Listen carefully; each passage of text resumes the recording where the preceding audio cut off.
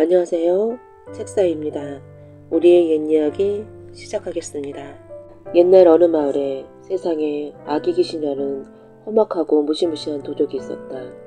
어디서 어떻게 나타났는지 한번 세상에 나타나면 금문보화는 물론이고 사람들을 여러 명씩 잡아가서 사라지니 세상 사람들은 온통 두려움에 떨었다. 어느 날 아기 귀신이 다시 세상에 나타났는데 겁도 없이 임금이 사는 대궐에 질풍처럼 쳐들어가 장수와 군조를 무수히 죽이고서 귀한 보물들을 빼앗아갔다. 게다가 임금이 가장 사랑하는 막내 공주를 훌쩍 안아들고 바람처럼 사라져버렸다. 공주를 잃은 임금은 큰 시름에 잠기고 말았다. 때마침 나라에 큰 시험이 있어 전국에서 무사들이 모여들고 있었다. 그러나 도적에게 공주를 빼앗긴 마당에 시험이 제대로 치러질 리가 없었다. 임금은 무사들을 모아놓고 말했다. 아기 귀신에게 잡혀간 내 사랑하는 공주를 찾아오는 사람을 사위로 삼고 큰 벼슬을 주겠노라. 누가 해보겠느냐. 아기 귀신이란 말에 다들 눈치를 보며 망설이고 있는데 한 젊은 무사가 나섰다. 제가 가서 공주님을 구해오겠습니다. 궁중 무장 3명만 딸려 보내주십시오. 임금은 기뻐하며 궁중에 제일 가는 무장을 셋 골라서 젊은 무사를 따라가게 하였다. 무사는 큰 절을 올린 다음 궁중의 무장들을 이끌고 길을 떠났다. 네 사람은 도적의 집을 찾아 사방을 헤매고 다녔으나 도저히 찾을 수가 없었다. 그러던 어느 날 젊은 무사는 다리가 부러진 채 땅에 떨어져 있는 까치 한 마리를 발견했다. 독수리에게 집을 빼앗기고 상처를 입은 까치였다.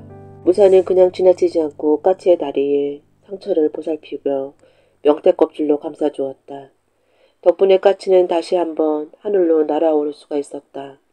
그날 밤 무사의 꿈에 낮에 보았던 까치가 나타나 말을 했다. 당신은 지금 아기 귀신의 집을 찾으신겠죠. 여기서 동쪽으로 30리 밖에 가면 산이 있고 그 산에 이상하게 생긴 검은 바위가 있는데 그 바위 밑을 잘 살펴보면 하얀 조개 껍데기가 있을 겁니다. 조개 껍데기를 드러내면 작은 구멍이 보일 거예요. 그 구멍에 도적의 집으로 들어가는 통로가 있답니다. 잠에서 깬 무사는 날이 밝자 궁중 무사들을 이끌고 까치가 알려준 곳으로 향했다. 과연 커다란 검은 바위가 있고 그 밑에 자세히 살펴보니 한 구석에 하얀 조개 껍데기가 있었다. 그 조개 껍데기를 들춰보니 눈에 보일 듯 말 듯한 작은 구멍이 나타났다. 무사가 그 구멍을 파헤치니 구멍이 점점 커져 사람이 들어갈 만큼 되었다. 그 구멍 속은 얼마나 깊은지 어두컴컴하여 그냥 뛰어들어갈 수가 없었다. 젊은 무사는 무장들과 함께 칡과 풀을 엮어서 커다란 줄을 만든 다음 그 줄을 구멍 속으로 늘어뜨렸다. 자, 차례로 밑으로 내려갑시다.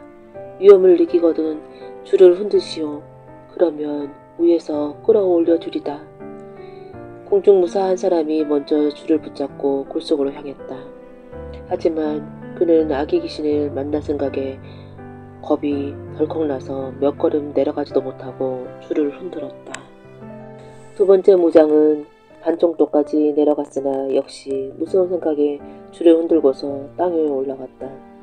세 번째 나선 사람은 궁중에서 제일 간다는 무장이었다. 그는 바닥에 거의 닿을 만큼 내려갔지만 귀기가 서린 서른알 기운에 등골이 스치자 전날 궁궐에서 보았던 아기 귀신의 무시무시한 모습이 떠올라 줄을 흔들고 말았다. 젊은 무사는 하는 수 없이 혼자서 땅속으로 내려갔다. 그는 세 사람의 무장에게 밖에서 기다리다가 신호를 보내며 끌어올려 달라는 말을 남긴 채 굴속으로 들어갔다. 등골이 오싹한 찬바람이 스쳤으나 무사는 꿋꿋하게 바닥까지 내려갔다. 줄을 놓고서 얼음을 헤치고 걸어가다 보니 갑자기 눈앞에 훤히 띄는 별 3개가 나타났다. 커다란 기아집이 출비했다. 무사는 마을 복판에 있는 가장 크고 훌륭하게 생긴 집이 아기 귀신 집임을 직감하고 은밀하게 그곳으로 향했다. 가보니 집 밖 우물가에 커다란 버드나무가 눈에 띄었다. 무사는 그 버드나무 위에 몸을 숨기고 동정을 살폈다. 버드나무 위에서 한참 기다리다 보니 웬 아리따운 여인이 우물로 물을 기르러 나왔다. 여인이 두레박으로 물을 벗어 동이에 붓는 순간 무사는 버들림을 한 줌 흩어서 동이 위에 떨어뜨렸다. 바람도 못이 부네. 그러면서 여인은 다시 물을 길어서 부었다. 무사는 다시 또 버들림을 흩어서 뿌렸다. 그러기에 3번이나 하자 여인은 이상한걸? 지금은 바람도 안 부는데 하면서 고개를 들어 나무 위를 쳐다보았다. 거기에는 뜻밖에도 낯선 사람이 앉아 있었다. 당신은 지상에 사는 사람인 것 같은데 이 험한 데를 어떻게 들어오셨습니까? 그러자 무사는 자초지종을 간단히 말해주었다.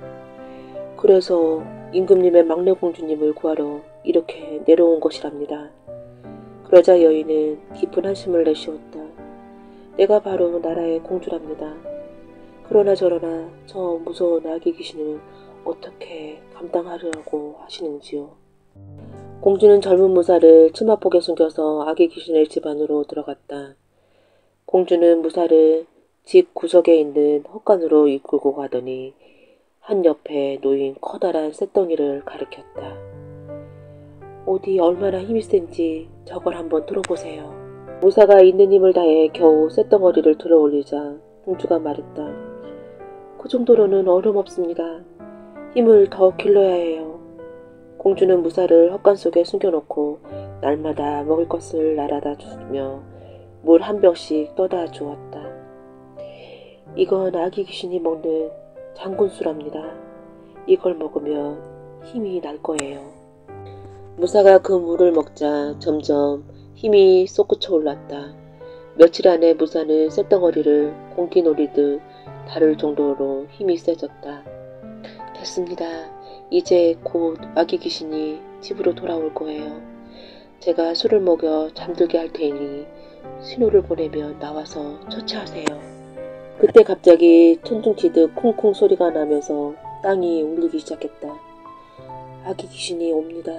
어서 몸을 숨기세요.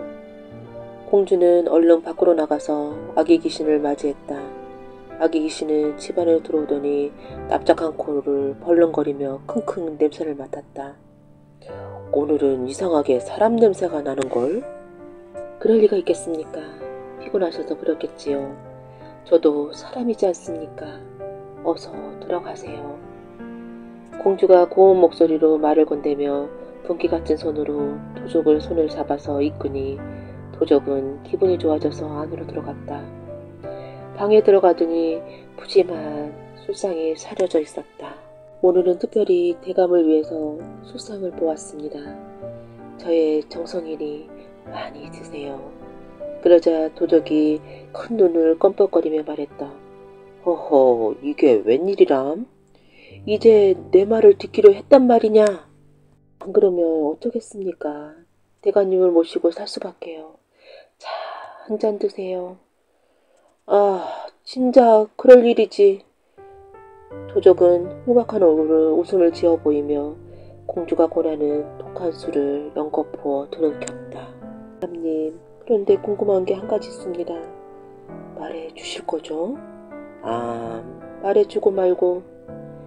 대감님은 세상에서 가장 강한 분이니 혹시라도 누구한테 지거나 죽는 일은 없겠지요? 정말 아무 약점도 없으신 거죠? 그러자 술기운에 경계심에 풀린 도적이 껄껄 웃으며 말했다. 세상에 약점이 없는 자가 있겠느냐? 내 왼쪽 옆구리에 비닐이 있는데 그걸 떼어내면 나도 제대로 힘을 쓰지 못해. 하지만 세상에 그걸 떼어낼 수 있는 놈은 아무도 없단 말이지. 공주가 재차 권하는 독한 술을 거듭 들이킨 도적은 술에 취해 눈을 동그랗게 뜬 채 골아떨어져 코를 골기 시작했다. 공주는 얼른 헛간에 숨어있는 무사를 불러들였다. 저기 벽에 걸어놓은 칼에 천하의 복음입니다. 어서 저 칼을 들어 도적의 왼쪽 옷구리에 있는 비늘을 떼어내세요. 그 복음은 보통 사람은 들 수도 없는 만큼 무거운 칼이었다. 하지만 그간 장군수를 먹고 힘을 기른 덕에 무사는 그 칼을 번쩍 들 수 있었다. 무사가 칼을 들자 칼이 쟁쟁 울기 시작했다. 그 서슬에 도적이 뒤척였다. 무서요. 무사는 얼른 칼을 들어 도적 옆구리에 있는 비늘을 잘라냈다. 그러자 도적이 깜짝 놀라 벌떡 일어났다. 무사는 번개처럼 칼을 휘두르 아기 귀신의 목을 댕강 잘라버렸다. 이제 놀라운 일이 벌어졌다. 칼에 맞아서 떨어진 머리가 펄펄 뛰어 천장에 닿더니 다시 아기 귀신의 몸뚱이에 가서 척 붙는 것이었다. 깜짝 놀란 무사는 얼른 정신을 차리고 다시 칼을 휘두르 아기 귀신의 목을 잘랐다. 하지만 이번에도 머리는 꽁꽁꽁 쥐어 제자리에 달라붙었다. 무사는 그만 혼이 빠질 지경이 되고 말았다. 어서요. 다시 한번 힘을 내봐요. 공주의 말에 정신을 차린 무사는 힘을 다 쏟아서 다시 한번 힘차게 칼을 휘둘렀다. 댕강 떨어진 도적의 머리가 다시 한번 몸에 붙으려고 펄쩍 뛰기 시작했다. 이때 공주가 어디서 났는지 매운 재를 한 움큼 쥐고 있다가 도적의 목에 뿌렸다. 그러자 도적의 머리는 목에 달라붙지 못하고 눈물을 뚝뚝 흘리며 굴러 떨어지고 말았다. 도적의 몸뚱이도 고목이 넘어가듯 털썩 꼬꾸라졌다. 아기 귀신의 최후였다. 세상으로 나가는 입구에 이른 무사는 칡으로 엮은 줄을 흔들었다. 그때 밖에서 기다리던 무장들은 아무리 기다려도 소식이 없다. 포기하고 돌아가려는 참이었다. 줄이 흔들리자 그들은 얼른 힘을 합쳐 줄을 끌어당겨 올렸다. 그러자 줄에 가까이 금은보화가 매달려 올라왔다. 다시 줄을 내려보니 이번에는 예쁜 여인이 이끌러 올라왔다. 궁중에서 모시던 공주였다.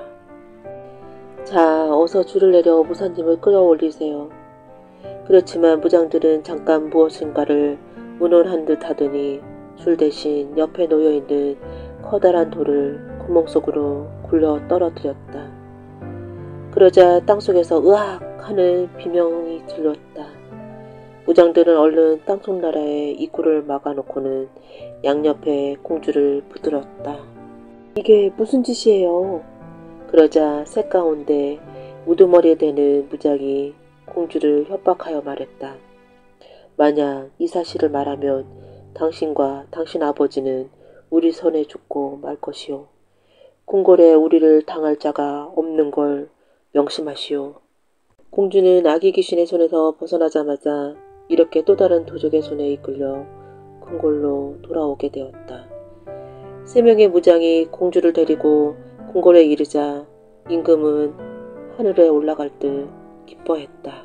저희가 이렇게 공주님을 구하고 금은보화를 되찾아 돌아왔습니다.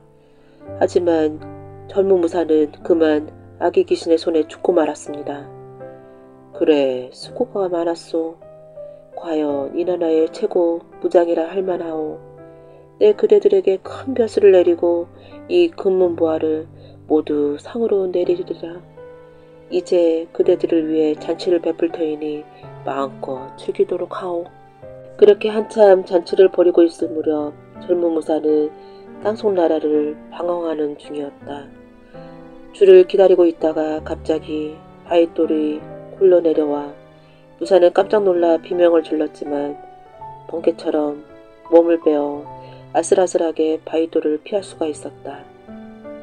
하지만 세상 입구가 까마득해 높이 보이고 날개가 있어 날아가기 전까지는 나갈 방법이 없었다. 무사가 그 언저리를 방황하다 지쳐 잠이 들었는데 전날 다리를 고쳐주었던 까치가 꿈에 나타났다. 무사님, 왜 그러고 계십니까? 도적이 타고 다니던 말이 있지 않습니까? 그 말에 번뜩 정신이 든 무사는 아기 귀신의 집으로 달려가 훌쩍 말에 올라탔다. 말이 몸이 흔들며 반항했지만 무사가 고삐를 휙 낚아채자 거역하지 못하고 뜻에 따랐다.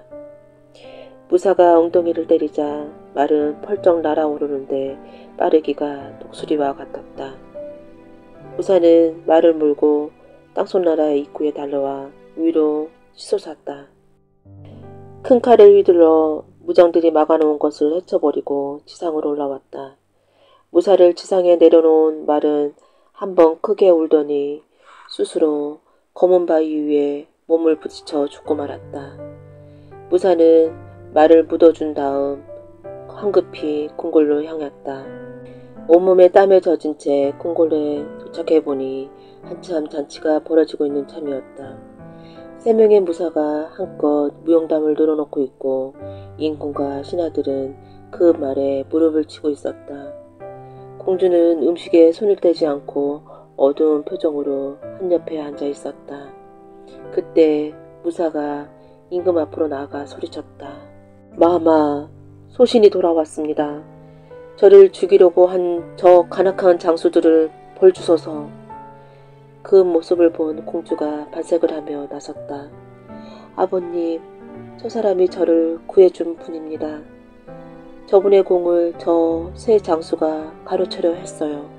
여자 3명의 무장은 자리에서 일어나 칼을 뽑아들고 무사에게 덤벼들었다. 하지만 그들의 무사를 상대할 수가 없었다. 무사가 목검을 휘두르자 모두 단칼에 쓰러지고 말았다. 무사와 공주로부터 자초지정을 들은 임금은 크게 기뻐하면서 무사에게 큰 상을 내렸다. 그리고 그를 막내 공주와 짝지어 주었다. 무사는 아름다운 공주와 함께 아들, 딸 많이 낳고 한평생 행복하게 잘 살았다고 한다.